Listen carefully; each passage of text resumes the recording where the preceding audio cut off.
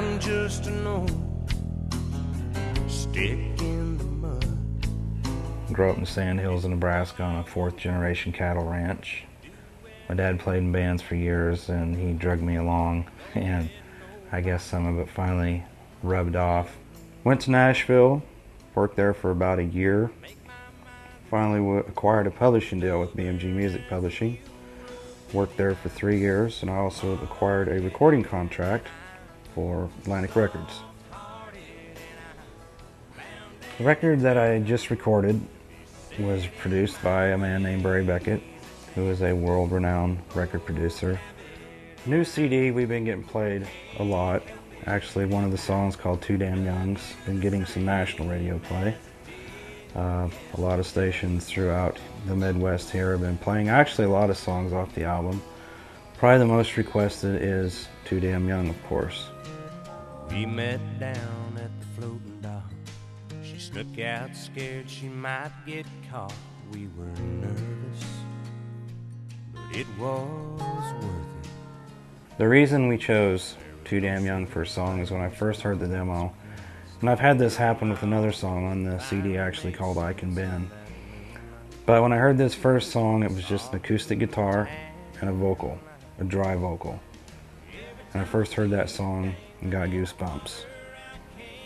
Like I said, the song is the most important thing, and it touched me right off the bat. And Barry Beckett also believed a lot in the song.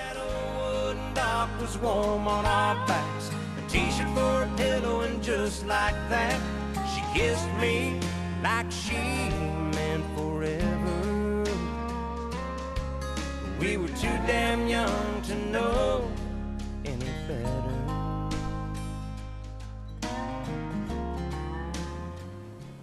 Radio response has been absolutely overwhelming. Cannot believe how much support we've really gotten with this. We've done a lot of radio tours. They tell us how much they love the song, DJs, and also all the people that request our songs. That's good success. That makes you proud. It means you're doing something right. I'm Brand.gineering. I'm Program Director for 96 Kicks here in Lincoln, Clear Channel's country station, and I'm proud to say that we're still the #1 station in town. We're an R&R reporter. We've known Jim Rice and Final Round for years. These guys have made a huge name for themselves, and the kind of following that they've had, rightly so, got them that first record deal with Atlantic Records back in the 90s. Jim's an incredible writer, and he really knows how to get together with the right writers. The package that he put out and the album that's out right now, Hard Headed, I mean, you can hear it. I mean, there's some great, you look at the writers, they're great writers. Anybody that knows, you know, big-time writers in Nashville will be able to tell you that's a great album. He's got an ear for the music, he's got an ear for the writing. The guy can sing and perform, and I mean, he's exactly what you're looking for. So it was a no-brainer for us to play the song on the radio, and it was kind of nice to have someone local with the same kind of talent that we play from the stuff that comes out of Nashville all the time. US 92 is a locally owned radio station, so as music director of US 92, I'm able to pretty much play what our listeners want, which is an exciting tie-in talking about Jim Rice. He came in and did a little acoustic interview with us on the air, and I'll tell you, his live, I mean, when he was in the studio with me doing his acoustic stuff, I mean, I know it made the listeners melt. I had people calling me saying that we want to hear more of Jim Rice. And I was absolutely in awe, not only by his traditional sounding country voice, but also just his looks. It's hard to find a good, sincere songwriter that loves what he does, loves his family, and it's been great to be able to play his music.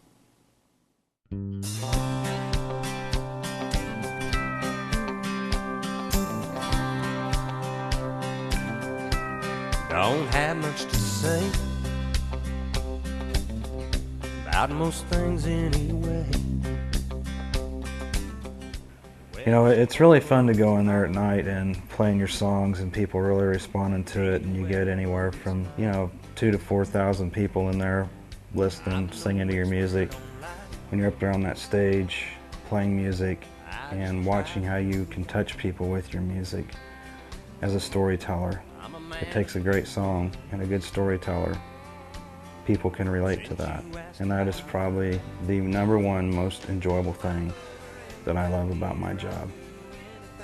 Cause I like to see her smile and watch her eyes light up just like the morning sun. The day I met her, knew I never would forget her. So I bought a ring and put it on her finger, and I promised her my heart forevermore, and I won't never take it back.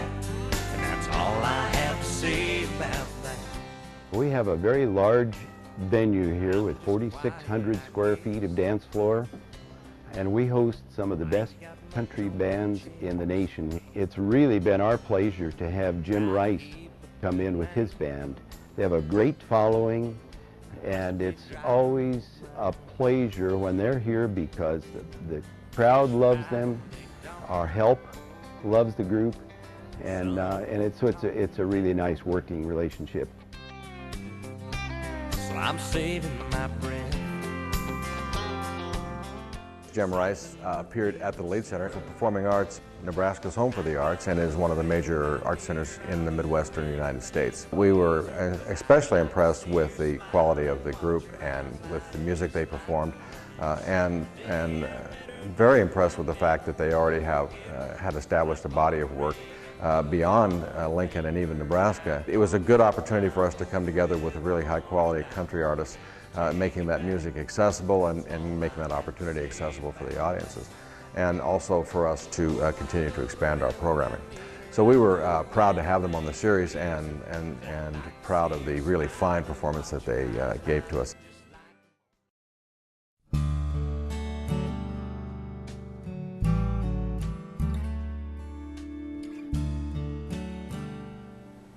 Things that make me smile is just seeing other people happy, I guess. Music, it's my lifeblood. It is the love of my life. A heart full of pride and a mind of my own. I'll argue till dawn. Very lucky to find the songs. Of course, working with record producer Barry Beckett, putting his magic touch on the songs.